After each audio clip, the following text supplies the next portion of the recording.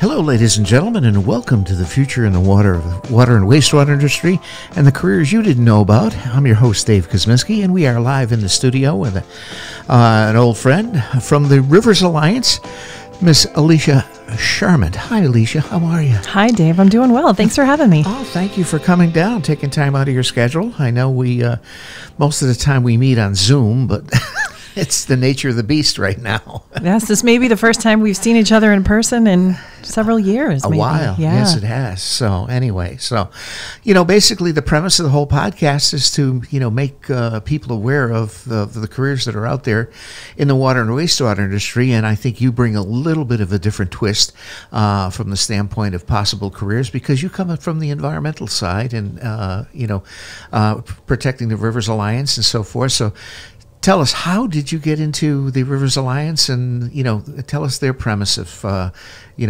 their mission statement.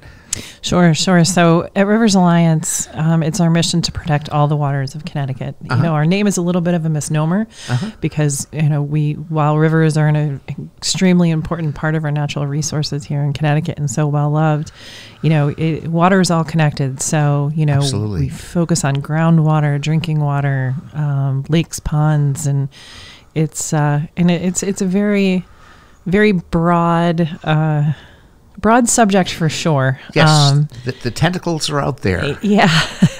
So, we work very closely with the folks in the wastewater and the drinking water utility industry. And I have to say, they're a really great group to work with. Yes. And for anybody who's thinking about going into those careers, you're in with good people, especially the wastewater people. Yes. Well, the thing so is, underrated. Well, the thing is, when you were, and a lot of this, what I do with this podcast is it gets out to the high school guidance counselors and so forth to, make high school seniors and college freshmen aware of the potential careers that are out there in the water industry. So, rolling back the calendar just a few years, what was your focus as far as from a occupation standpoint in your career path? Believe it or not, my degree is in physiology and neurobiology. Okay. I started out in biotech, and that's when biotech was really hot in Connecticut, and then just kind of that the fire went out. went away. Everybody moved to Boston, and I became a stay-at-home mom raising my kids, but I volunteered for Trout Unlimited for many, many years, and that's what got me into policy and advocacy. I've always loved water. My dad, he took me fishing from a young age. He's an outdoors person, instilled that conservation ethic in me, and so it's always been a passion of mine. And of course, there is in my mind, no bigger concern we should have than clean water going forward for the next generation. So I feel my work is worth it. Oh, absolutely. And like I say, the water and wastewater industry, both from the utility side, the industry side, and now, you and I are both members of the advisory group in the Water Planning Council as far as that goes. And I think, that has brought, the industry people together. And, again, it's a fine balance, providing safe drinking water for, utilities and their customers and so forth. But it's also an important, aspect to, again, as you say, protect those environmental resources that people enjoy recreationally, and so forth. So, that is the thing. And, fortunately, we've been able to, make that fine balance work together, and I think it's a great partnership that we've had going forward, and so forth. So, going over onto the the environmental side, how long you been with the Rivers Alliance now? Let's see, 2019. So 4 years now. Am I doing my math right? Okay. Yes, 4 years. Yes, 4 years, and prior to that, I was with the Connecticut River Conservancy. Okay, and now what was their function as far as their mission statement? They do a lot of on-the-ground work, monitoring. They do some policy and advocacy as well. Okay. The Connecticut River Conservancy runs the gamut, but they're a huge region. The Connecticut River watershed is 21,000 square meters or kilometers or something close to that. I can't remember the exact number anymore. So. Right. Well, again, I've been in the water industry 50 years. I'm going to be retiring in January. Okay, but I notice when we first for the town of Portland, obviously we are we have an interconnection with MDC, and one of those hurdles requirements that when we applied for that interconnection, as we going forward, we used to have a reservoir in our back in the day. Our town fathers opted not to build a filtration plant and it was an easier path to go with MDC. And I know I had to do many presentations, because of the river the connection coming out of the Farmington River Basin. I had to do presentations for the Farmington River Association and so forth, and explaining what the need was and so forth. And they were very it was interesting dialogue, and again, they want to protect the waters, and but we worked it out. We worked together, and we've I think we've had this interconnection with MDC for coming up on 30 years, and it's worked well, as far as that goes. But again, providing safe drinking water, a lot of times from a standpoint of people take water for granted. You open the faucet, they expect it to come out, and there's a lot that goes on behind the scenes, to make that happen. Not only physically and behind the nuts and bolts, but there are a lot of environmental hurdles that we try to steer around the potholes and so forth. So one of the I know one of the first cases that we did was the Chippewa, in Waterbury, and that was. Are you familiar with that whole thing? Yes, it was before my time at Rivers Alliance for sure. But yes, I am familiar with it. And that was very, very contentious and so forth, and there was a lot of fact finding that had to go on and so forth. But ultimately, they were able to find agreements and to go from there. So, are there any other cases similar to that you've been exposed to, as far as in relation to representing the environmental side of things?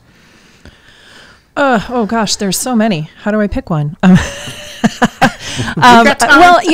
course there are just so many examples of how we work together, but where sometimes we are sitting on the other side of the table and need to find that common ground to move forward. I think the more recent example was the San Jose Water, Connecticut Water merger. Yes. Which Rivers Alliance intervened on because we wanted to make sure that the public interest and the resource were protected.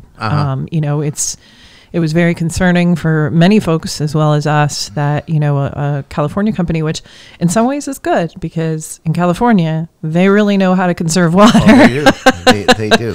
But, there was a lot of concern from the public that, if there's a shortage there, somehow some of that water may have, been going somewhere else, especially since they do have other companies here in New England. So, that's an example.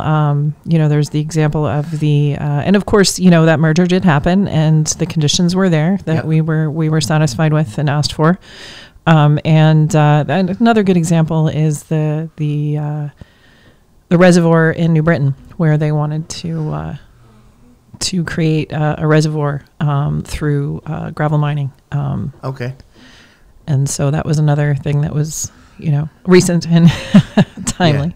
Yeah. Well, back in, I think 25 years ago, I was on the federal subcommittee that designed, that worked with the Federal Registry to design the conservation guidelines for the country. And I worked with folks like Mary Ann Dickinson, and who was very well renowned, and Denise Ruzicka, who was as far as that goes, she's when she started out on the water side, then went to DEP and so forth. But that was an interesting collaboration. There were 13 of us on the committee from all various segments from all across the country. And when they asked me to be on this committee, I said, sure. They're saying, well, it should only take about, probably about 8 months or so, 3 or 4 meetings. I said, okay. 4 years later. It was about 3 years later. Okay.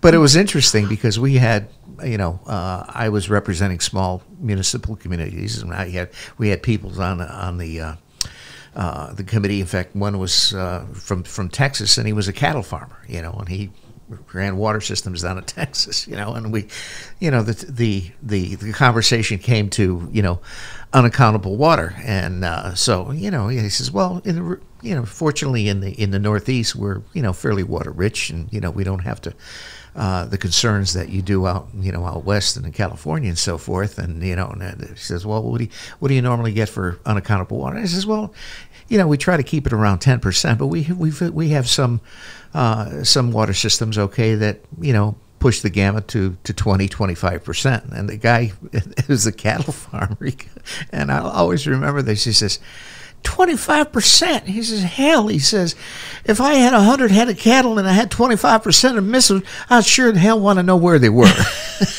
but I always remember that analogy, and it's quite poignant. But I'll have to remember that. That's a really good analogy. But I mean, only from a cattle farmer. But it was interesting. But the meetings were they were supposed to be initially 4 meetings scheduled, and the one the first meeting was out in Denver with AWWA, then went to Salt Lake City, and then and again 3 years later, after hashing this out, we finally came down with the guidelines that were finally accepted into the Federal Registry. But that was an education. But met a lot of good people though in doing that. But again, when you look at environmental interests and as far as that goes, I mean, there's a lot of competing factors. Okay, from that standpoint, again, protecting recreational aspects and environmental aspects as far as source water pollution and open space. That's another thing. Can you talk a little bit about your open space policies as far as the Rivers Alliance? Yeah, so the biggest threat, or the primary cause of water quality degradation is land use change. Yep. Our open space and our forests provide so many services for clean water, filtration, infiltration, to recharge our aquifers, which is extremely important. In addition to slowing down stormwater,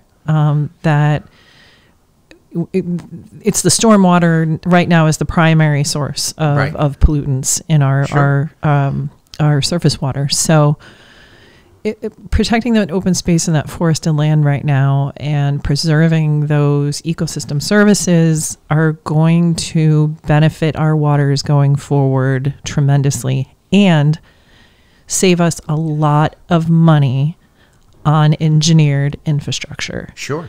So if we protect our riparian buffers along our streams, yep. we're not going to have to put in a $4 million engineered green infrastructure project downstream.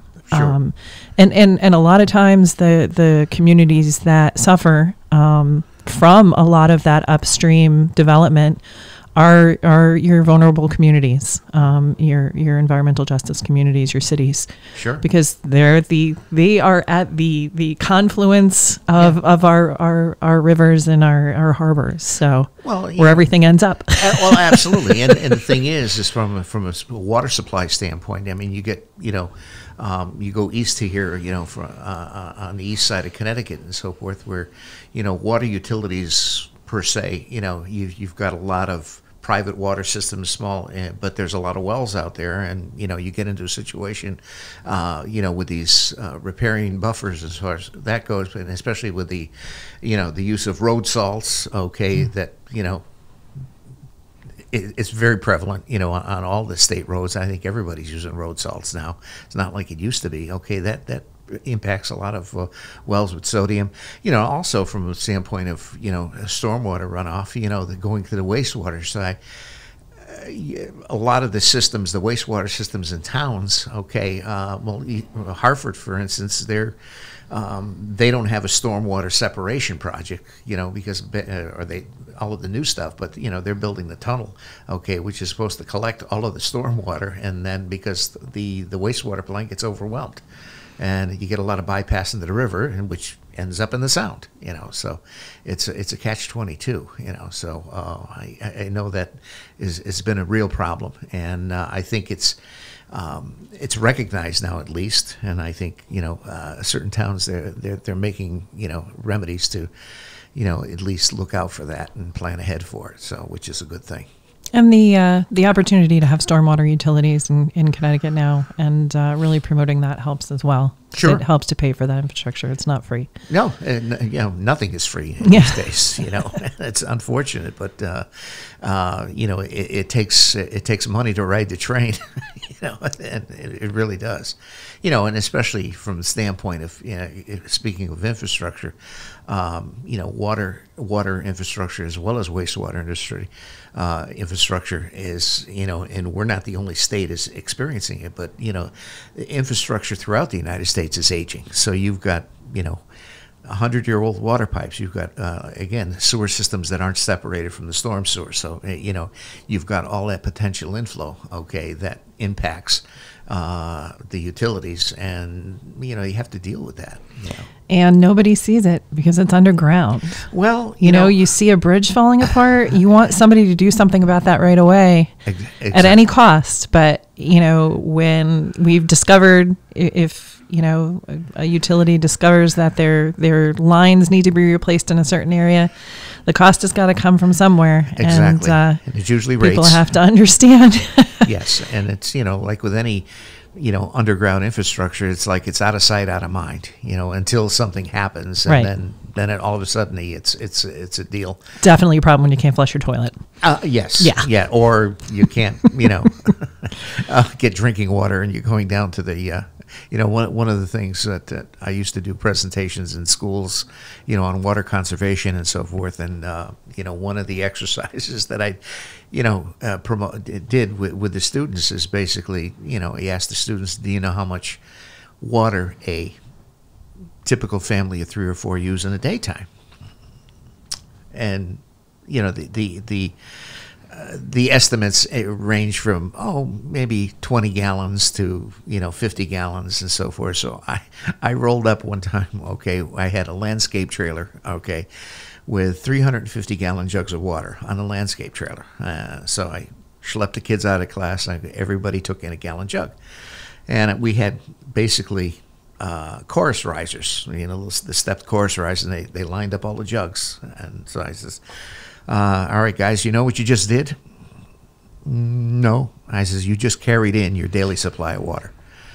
Oh my gosh, it's the deer in the headlight looks, and they don't realize that. Again, you turn on the faucet, you expect water to come out, but your daily usage in a family of 4, it's you flush your toilet 15 times a day.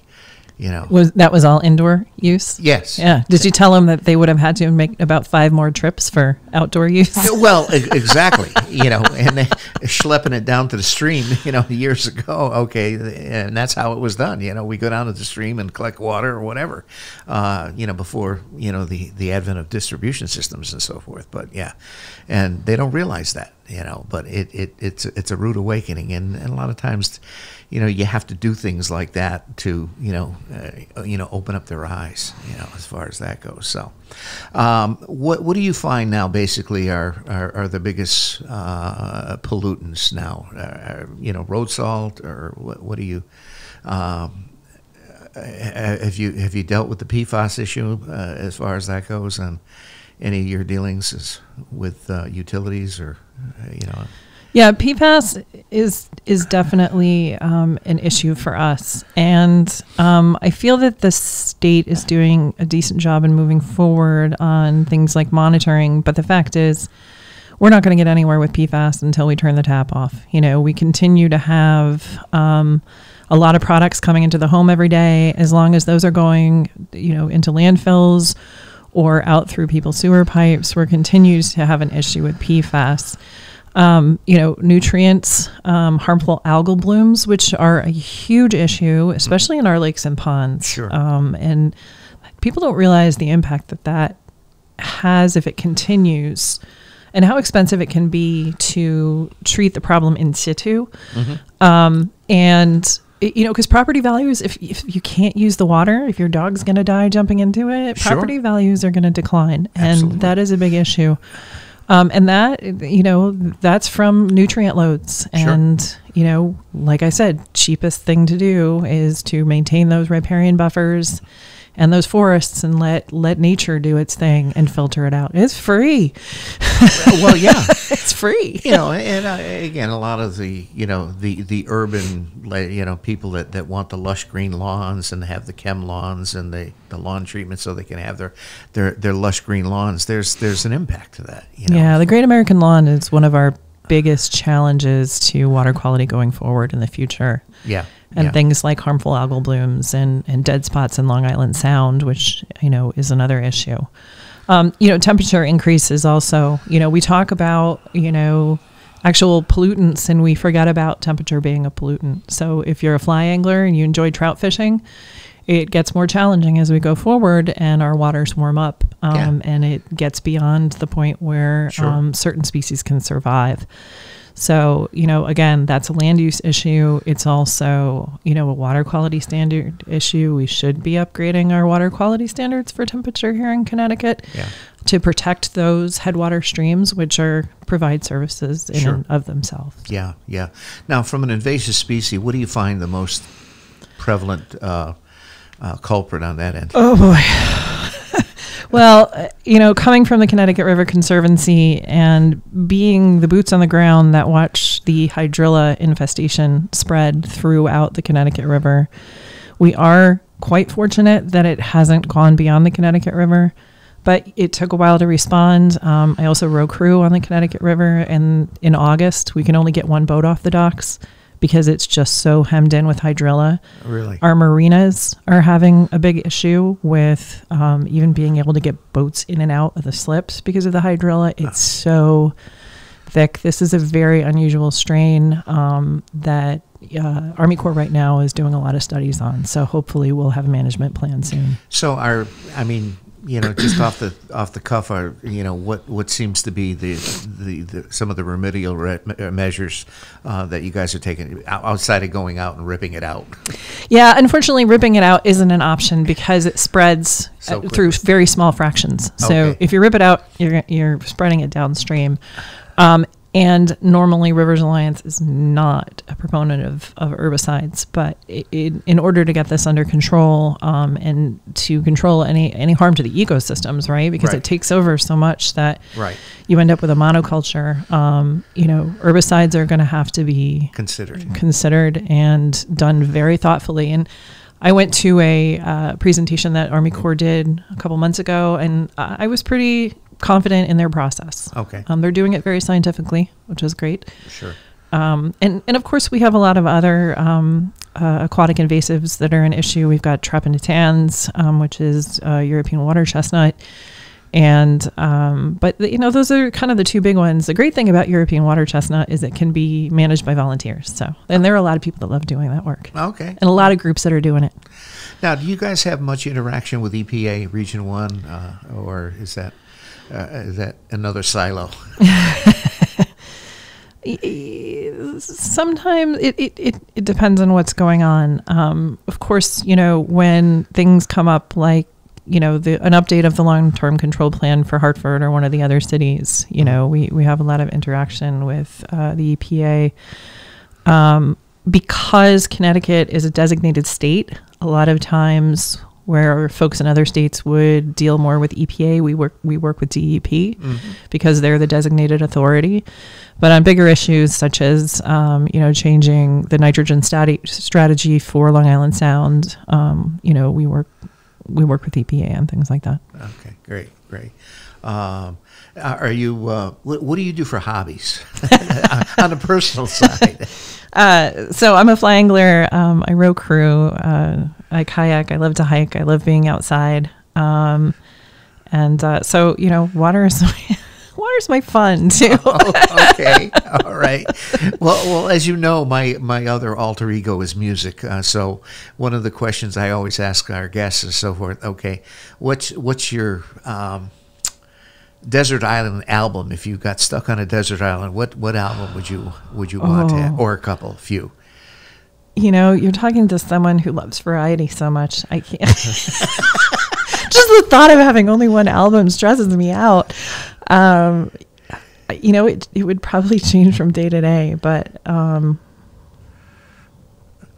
Are you 80s music, R&B? I am a little bit of everything. I love music in general. Okay. I think, maybe an album by the Grateful Dead. That would be kind of a nice thing to chill out to. Yeah. Deserted. Speaking, when I first graduated, my degree is in music. Okay, my first teaching job. Okay, I was a 4/5 music teacher at Loomis Chaffee in Windsor. Okay, so I used to teach private lessons in there. So I used to have kids come in for guitar lessons, and one of the students comes and says, "Mr. K, I got this new band I want to learn some music from." So I said, "Oh, really? What is it?" He says, "The Grateful Dead." And I just about choked. New band? Yeah. But again, it's one of those groups that has longevity, and it's not one of the, definitely not a one-hit wonder band as far as that goes, but it's crazy. So, okay, the other thing, desert island food. If you got stuck on a desert island, what food could you eat every day? That's another hard question because I love food. I love it all.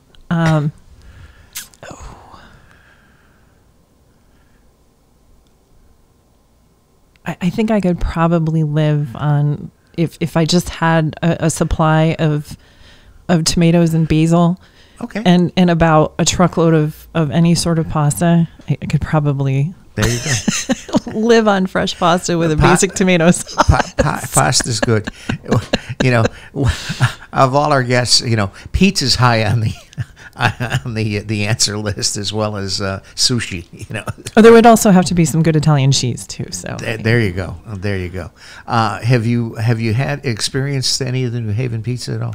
Oh yeah. I used to work in New Haven, so okay. I've been to them all. One of them, one of our guests that we did on our music podcast was. He was a music producer, and he produced the Pizza Story in New Haven, the movie. Oh yeah, okay. I haven't seen it. Dean Falcone, okay, and Dean Falcone, he shows up here for the podcast, and he walks in with my drum teacher hosts that podcast, and he walks in with 3 huge Sally's pizzas. He says, "This is it. This is the real deal." I modern is my preference. Oh, okay. Yeah. A lot of people keep saying Zupardi's is superior, but I haven't tried it yet. Yeah, and so forth. But anyway, so you have how many? 3 children? 2. 2 children. Okay, and what are they doing? My son is a sophomore at the University of Massachusetts at Amherst. Mm-hmm. He's a biology major. Oh, okay. So, the apple doesn't fall far from the tree. No. My husband has a degree in biology as well, so he can't buy it honestly. And my daughter's a senior in high school, still trying to figure out what she wants to do. But hey, it won't be long. She's going to, find her way. Now, when you graduated high school, did you have any idea? Because a lot of times, I ask people how they got into the water or wastewater industry, and 75% of the time, it's like, did you plan to do that, or did you plan to go into that industry? And it says no. It was by either I had a friend of a friend, or somebody I knew. My parents knew this guy and knew that guy, and said this job became available. And it's amazing how people find their way into their into their career paths. It's amazing. Sometimes they don't have any clue, and all of a sudden they find a way. So which is great. So anyway, Alicea, thanks so much for coming down. I hope you will get this post-processed, and we'll get it up on YouTube and so forth. But thank you again, and thank you for all you do on the environmental side and the Rivers Alliance. And we'll continue to work together as we always do. And anyway. It's going to be Halloween pretty quick. So anyway. Oh gosh, already. All right, ladies and gentlemen, that concludes this episode of The Future of the Water and Wastewater Industry and the Careers You Didn't Know About. And with us in the house from the Rivers Alliance, Miss Alicea Charamut. And so, Alicea, thank you so much for coming down, and we'll see you on the next Water Planning Council or Advisory Board meeting. Thanks so much for coming. Great, thanks for having me. All righty.